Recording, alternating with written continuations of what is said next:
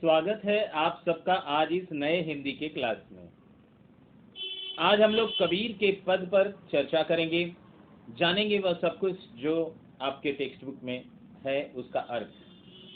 कबीर दास जी निर्गुण भक्ति धारा के प्रमुख संतों में से एक हैं, प्रतिनिधित्व करने वाले इस काव्य धारा के संत हैं।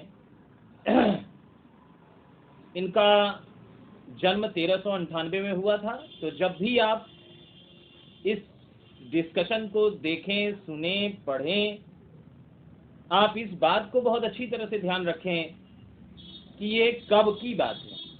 आप याद रखें, प्लेनली ऐसे रफली आप याद रखें कि ये 1400 की बात है। तो सन 1400 में क्या कुछ कैसा हिंदुस्तान रहा होगा, उन सब बातों को आप ध्यान में रखते हुए जब भी आप इस चैप्टर को पढ़ेंगे आपको बहुत कुछ बहुत सरलता से समझ में आएगा। आप इस बात को ध्यान में रखें। आइए चलते हैं अपने मूल विषय पर।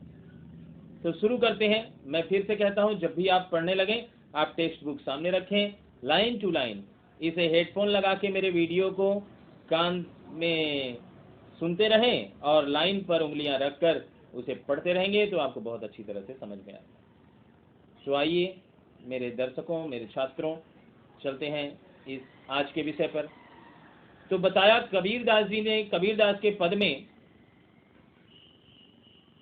पद इस प्रकार शुरू हो रहा है, माया महा ठगिनी हम जानी। माया, माया लक्ष्मी का नाम है और आप जानते हैं कि हमेशा से दुनिया में लक्ष्मी का ही खेल चलता रहा है, आज भी चलता है। तो माया महा ठगिनी हम जानी। कबीर एकदम घुमक्कड़ प्रकृति के संत थे, घूम घूम कर समाज की सेवा किया करते थे। वो लोगों को घूम घूम कर ज्ञान बांटा करते थे, उनको अच्छे आचरण सिखाया करते थे। इन बातों का ध्यान रखें। तो उनके सभी पदों में, मैं बार बार कहता हूं, दोहा हो, पद हो, उसमें समाज सुधार की भावना कूट कूट कर भरी हुई है, इसमें भी मौजूद है। माया महा ठगिनी हम जानी। उन्होंने जब सब कुछ देखा तो उन्होंने पाया कि माया ही वह स्वरूप है जिससे संसार अशांत हो रहा है और संसार में तमाम तरह के लड़ाई झगड़े हैं। लेकिन माया की व्यापकता कितनी है, यह सब कुछ उन्होंने आपको बताया इस लाइन में। माया महा ठगिनी हम जानी। माया बड़ी ठगिनी है, हम जानते हैं। क्या? त्रिगुण फांस लिए कर डोले, बोले मधुरी बानी। त्रिगुण, ये त्रिगुणात्मिक शक्ति लेकर माया जो है वह मौजूद है। सत्य, रज और तम, सतो रजो तमो गुण से यह मौजूद है हमारे साथ। माया महा ठगिनी हम जानी, त्रिगुण फांस, त्रिगुण का फांस लेकर डोल रही है, लिए कर डोले, हाथ में लेकर डोल रही है, बोले मधुरी बानी, और मधुर बाणी बोलती है। भाई जब किसी को अपने बस में करना होता है, मधुर बोलना पड़ेगा। तो माया ने सबको अपने बस में कर रखा है। तो कबीर ने क्या बताया? कोई इससे मुक्त नहीं है, आप भी नहीं है और कोई नहीं है। तो कौन कौन है, जरा आइए इस पे करें चर्चा।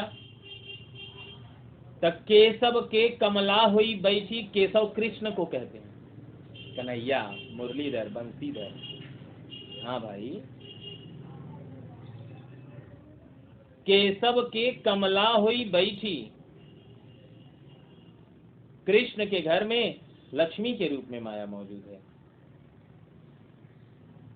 केशव, विष्णु के, कृष्ण के पास लक्ष्मी के रूप में माया मौजूद है। केशव के कमला हुई बैठी, कृष्ण को भी धर रखा है। और केशव के कमला हुई बैठी, शिव के भवन भवानी। भोले बाबा के पास भी माया बैठी हुई है, मैया पार्वती के रूप में। शिव के भवन भवानी।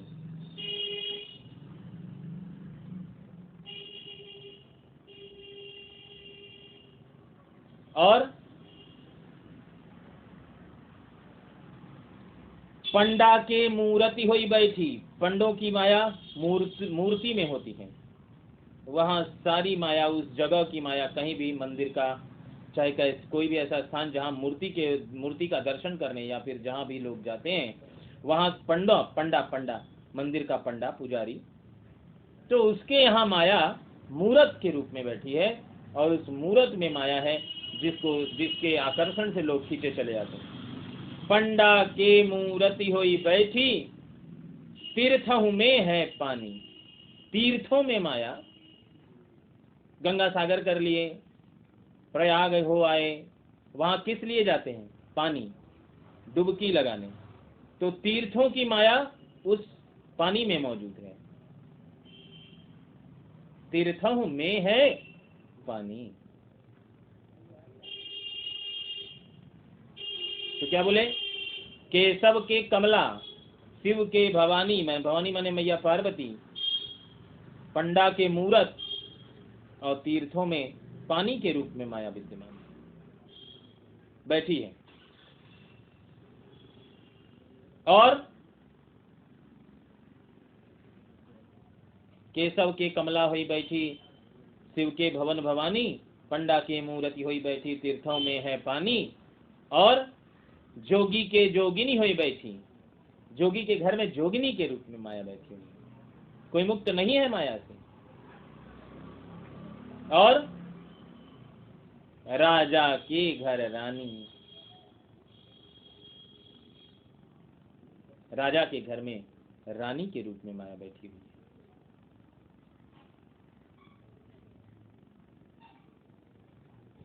तो जोगिन के जोगिनी हुई बैठी, और राजा के घर रानी, राजा के घर में रानी के रूप में, और काहू के हीरा हुई बैठी, और काहू के कौड़ी कानी। किसी के घर में हीरा के रूप में और किसी के घर में कौड़ी के रूप में माया जो है बैठी है। हर रूप में माया है। कबीर आपको यही बताने की कोशिश कर रहे हैं। और क्या बताए? काहू के हीरा हुई बैठी, काहू के कौड़ी कानी, भक्ता के भक्तिनी हुई बैठी। और भक्तों के घर में माया भक्तिन के रूप में, उनकी पत्नी के रूप में विद्यमान है, बैठी हुई है, शोभायमान है। और फिर भैया भक्ता के भक्तिनी हुई बैठी, तुर्कों के तुर्कानी, तुर्क से आए हुए लोग जो तुर्क थे, उनके घर में उनकी पत्नियों के रूप में, तुर्क बड़े दबंग किस्म के होते थे, तो उनकी पत्नियों के रूप में माया बैठी हुई है। कोई माया से मुक्त नहीं है। जिसे आप महान बहुत समझते हैं और जिसे आप बहुत कुछ समझते हैं, वो भी माया से मुक्त नहीं है। तुर्कों के तुर्कानी, कहे कबीर, कबीरदास जी कहते कहें कबीर सुनो भाई साधो। अरे मित्रों, सज्जनों, साधु, मैं कई बार आपको बता चुका हूं कि साधु का क्या अर्थ होता है। सज्जन, अच्छा, अच्छे व्यक्ति, सज्जन पुरुष। क्या कहते हैं कि कहें कबीर सुनो भाई साधो, यह सब अकथ कहानी। ये प्रमुख तथ्य है। ये एकदम ना मिटने वाली कहानियां हैं जो कभी नहीं मिटेंगी। अकथ से एकदम समझ लीजिए पत्थर पर लकीर के समान। और माया की व्यापकता को कबीर बताते हैं। स्त्री रूप में माया को देखते हैं, रानी के रूप में, लक्ष्मी के रूप में, पार्वती के रूप में, तुर्कानी के रूप में,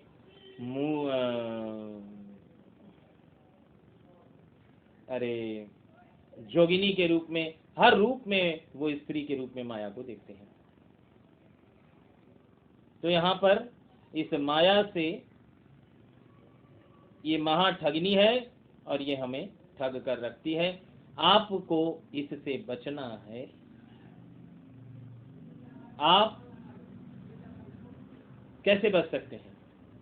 तो आपको बताया गया कि माया महा ठगिनी हम जानी, और तिरगुन फांस लिए कर डोले, बोले मधुरी बानी। मधुर भाषा बोलती है, मधुर वाणी बोलकर ये संपूर्ण सृष्टि में व्याप्त है, संपूर्ण इसकी व्यापकता